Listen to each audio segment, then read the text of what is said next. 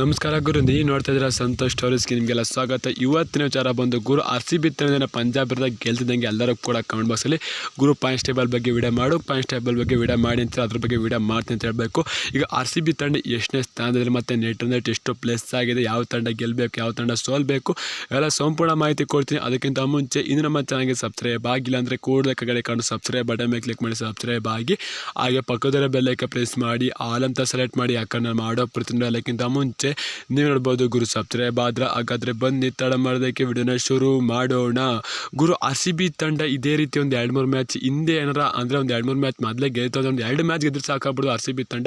ಆದರೂ ಗುರು ಯಾವುದೇ ತಂಡ ಮೇಲೆ ಡಿಫೆಂಡ್ ಆಗಂಗಿಲ್ಲ. ಆದರೆ ಈಗ RCB ತಂಡಕ್ಕೆ ಎಂಥ ಪರಿಸ್ಥಿತಿ ಅಪ್ಪ ಅಂತ ದೇವ್ರ ಮೇಲೆ ಭಾರ ಬಿಟ್ಟು ಇವ್ರಿಗೆ ಗೆಲ್ಲಬೇಕು ಅಂತ ಹೇಳ್ಬೇಕು. ಈಗ ಪಾಯಿಂಟ್ಸ್ ಟೇಬಲ್ RCB ತಂಡ ಎಲ್ಲೂ ಚೇಂಜ್ ಆಗಿಲ್ಲ, 7ನೇ ಸ್ಥಾನದಲ್ಲಿ ಇದ್ದಾರೆ ಅಂತ ಹೇಳ್ಬೇಕು. ಆದರೆ ನೆಟ್ಟು ಮೈನಸಲ್ಲಿ ಇದ್ದಿದ್ದೀಗ 217 ಪ್ಲಸ್ ಆಗಿದೆ ಅಂತ ಹೇಳ್ಬೇಕು. RCB ತಂಡ ನೆಟ್ ನೋಡ್ತಾ ಇರ್ಬೋದು, ಪ್ಲಸ್ ಆಗಿದೆ ಅಂತ ಹೇಳ್ಬೇಕು. ಇದು ಮೈನಸಲ್ಲಿ ಇತ್ತು ಅಂತ ಹೇಳ್ಬೇಕು.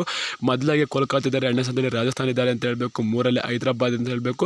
ಈ 3 ತಂಡ ಗೆಲ್ತ್ಕೊಳ್ಳಿ. ಇನ್ನು ಚೆನ್ನೈ ಅವರು ಸೋಲ್ಬೇಕು, ಒಂದು ಪಂದ್ಯನೂ ಕೂಡ ಚೆನ್ನೈ ಅವರು ಗೆಲ್ಲಬಾರ್ದು ಅಂತ ಹೇಳ್ಬೇಕು. ಇನ್ನು ಡೆಲ್ಲಿ ಅವರು ಕೂಡ ಸೋಲ್ಬೇಕು ಅಂತ ಹೇಳ್ಬೇಕು.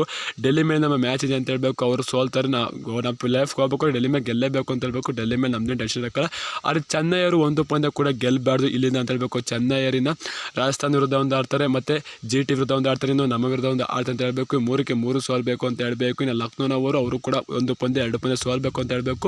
ಇಲ್ಲಿ ಏನಪ್ಪ ನಿಮಗೆ ಖುಷಿ ವಿಚಾರಪ್ಪ ಅಂತಾರೆ, ಡೆಲ್ಲಿ ಲಕ್ನೋ ಬಗ್ಗೆ ನಾವು ತಲೆ ಕೆಡಿಸ್ಕೊಳ್ಳಂಗಿಲ್ಲ. ಯಾಕಪ್ಪ ಅಂತಾರೆ ಅವರು ನೆಟ್ ನಮ್ಗಿಂತ ಮೈನಸ್ಲಿದೆ ಅಂತ ಹೇಳ್ಬೇಕು. ಅವ್ರದ್ದು ಪ್ಲಸ್ ಆಗಬೇಕು ಅಂತಾರೆ, ಹೀನಮಾನಾಗಿ ಗೆಲ್ಲಬೇಕು ಅಂತ ಹೇಳ್ಬೇಕು. ಅಂದರೆ ತುಂಬ ರನ್ ರೇಟಿಂದ ಗೆಲ್ಲಬೇಕು ಅಂತ ಹೇಳ್ಬೇಕು.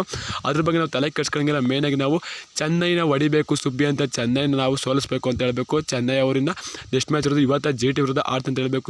ಇವತ್ತು ಸೋಲ್ತು ಏನೋ ಚೆನ್ನೈ ಅಂತಾರೆ, ತುಂಬಾ ಖುಷಿ ಆಗುತ್ತೆ ನಮಗೂ ಅಂತ ಹೇಳ್ಬೇಕು. ಇನ್ನು ಹತ್ರಕ್ಕೆ ಹೋಗ್ತೀವಿ ಅಂತ ಹೇಳ್ಬೇಕು, ಗೆಲ್ತು ಅಂತ ಸ್ವಲ್ಪ ದೂರಕ್ಕೆ ಹೋಗ್ತೀವಿ ಅಂತ ಹೇಳಬೇಕು.